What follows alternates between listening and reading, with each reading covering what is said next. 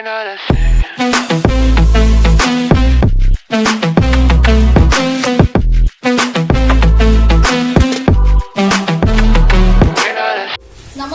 मी मंदाच्या रसोईमध्ये आणि टिफिन सर्व्हिसमध्ये तुम्हा सर्वांचं स्वागत। आता हे बघा, हे आम्हाला 1 किलो सोयाबीनची ग्रेव्ही भाजी, 50 चपात्या आणि 15 भाकरींची ऑर्डर आहे। तर भाजी मी बनवून घेणार आहे, नंतर ताई आमच्या चपाती आणि भाकरी बनवते। करायचं का बाळा? हो, करू ना। करू का? हो, चला। तर हे बघा, सोयाबीनची भाजी करताना हे मी 10 मिनिटं सोयाबीन आहे ना गरम पाण्यात मी भिजत ठेवलेले आहे बघा। असे पहिल्यांदा हे भिजवून घ्यायचे। त्याचप्रमाणे तर 1 किलो सोयाबीनच्या हिशोबाने इथे 4 बटाटे घेतलेले आहेत, त्याच्या अशा फोड्या करून घ्यायच्या।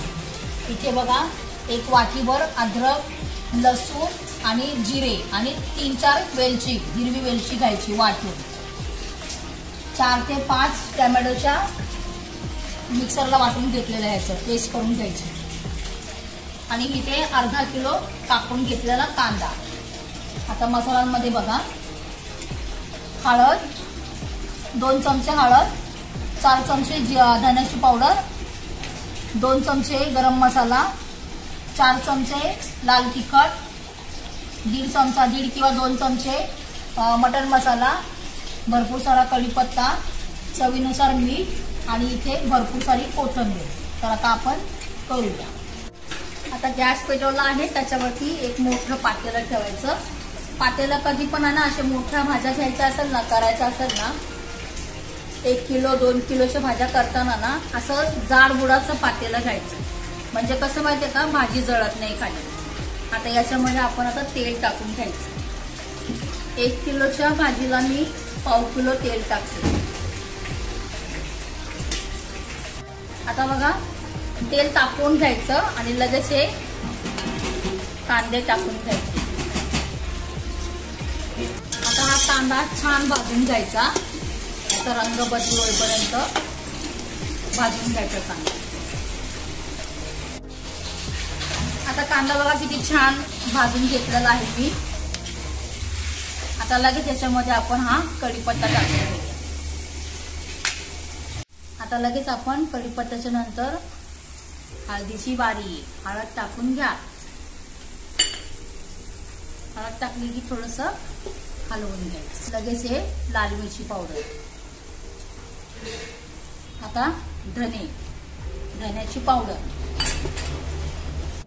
हा भाजीसाठी एव्हरेस्टचा भाजीचा मसाला, म्हणजे गरम मसाला घ्या। तुमच्याकडे एव्हरेस्टचा नसेल, दुसरा कोणताही घ्या, चालेल।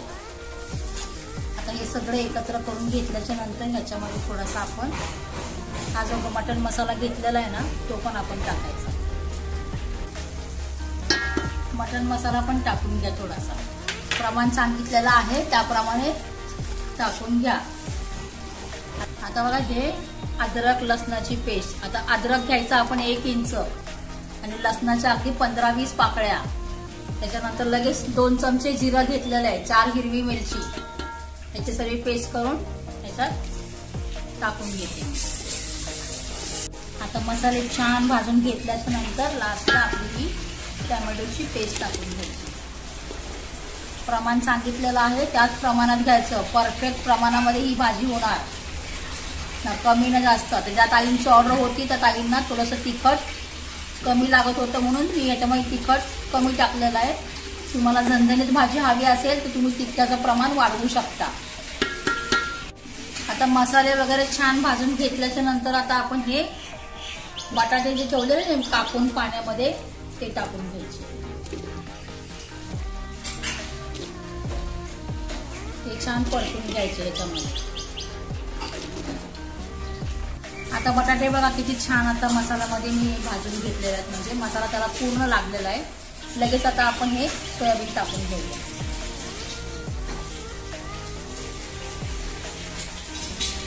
आता हे सोयाबीन आणि बटाटे छान असे परतून घ्यायचे याच्यामध्ये। अजून मीठ टाकलेलं नाहीये मी नेहमी तुम्हाला सांगते मोठ्या व्हिडिओमध्ये। शॉर्ट व्हिडिओमध्ये मला सांगता येत नाही, पण मोठ्या व्हिडिओमध्ये माझ्या नेहमी तुम्हाला हेच सांगणं असतं की मीठ कधीही नंतर घालायचं, अगोदर नाही।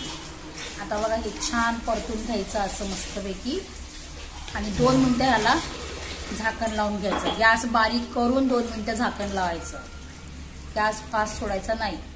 सोयाबीन कसे अगोदर मी हे भिजवले होते गरम पाण्यामध्ये, त्याच्यामुळे हे पटकन शिजणार. आता ह्याला 2 मिनिटासाठी मी झाकण लावून ठेवून देते.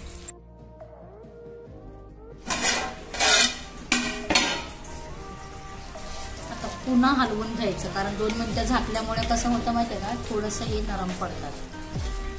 आता हलवून घेऊन ह्याच्यामध्ये तुम्हाला जितकी वाटेल ना ग्रेव्ही पाहिजे तितकं पाणी टाकून घ्यायचं. गरम पाणी टाकायचं.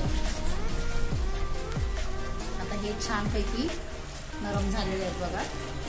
आता ह्याच्यामध्ये लगेच पाणी टाकून द्यायचं. आता मी हे गरम पाणी केलेलं आहे बघा. जितकं तुम्हाला ग्रेव्ही हवी असेल तसं तुम्ही पाणी टाका. मी हे पातेलं भरून केलेलं आहे गरम पाणी.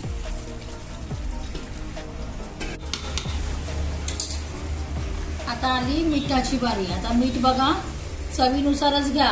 कमी पडलं चालेल, जास्त घेऊ नका. आता मी हे थोडंसं मीठ इथे टाकलेलं आहे. नंतर भाजी झाल्याच्या नंतर कळत नसेल कोणाला मिठाचं प्रमाण, तर थोडंसं भाजी चमचामध्ये घेऊन चेक करायची. मिठाचं प्रमाण कमीच टाकायचं, जास्त टाकायचं नाही. कमी पडलं टाकता येतं, जास्त घातलं तर काढता येणार नाही, भाजी पूर्ण खराब होऊन जाईल. आता एवढं सगळं मीठ वगैरे टाकलेलं आहे, सर्व काही झालेलं आहे. आता 15 मिनिटं आपण याला भाजीला शिजवून घ्यायची. 15 मिनिटांमध्ये भाजी ही शिजणारच शिजणार, कारण आपण कसं हे सोयाबीन जे आहेत ना आपण गरम पाण्यामध्ये पहिल्यांदा बॉईल करून घेतलेले आहेत ना, म्हणून तर 15 मिनिटं हे शिजल्यानंतर तुम्हाला दाखवते. आता बघा भाजी किती छान अशी शिजलेली आहे. बटाटा पण आपला शिजलेला आहे, तुम्हाला दाखवते बघा. पट करून असा तुटला की शिजलेला आहे. आता ह्याच्यामध्ये आपण भरपूर सारी कोथिंबीर टाकून घ्यायची.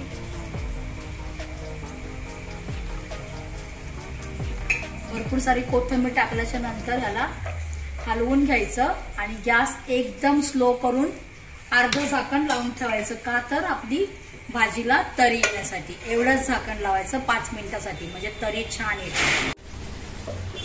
कशी छान बघा तरी आलेली आहे. आता आपली ही सोयाबीनची भाजी तयार आहे. 1 किलो परफेक्ट मापामध्ये मी केलेली आहे. आता मी हे हलवले ना, घाबरू नका, तरी नाही गेलेली आहे, तरी इथेच आहे. ती पुन्हा तरी येणार. मी तुम्हाला दाखवण्यासाठी हे हलवते बघा. कशी झाली भाजी सोयाबीनची 1 किलो परफेक्ट मापामध्ये. व्हिडिओ आवडला असेल तर लाईक करा, शेअर करा आणि सबस्क्राईब केल्याशिवाय जाऊ नका. तोपर्यंत नमस्कार, भेटूया उद्याच्या व्हिडिओमध्ये. I don't wanna play, so don't say you need me when I walk away.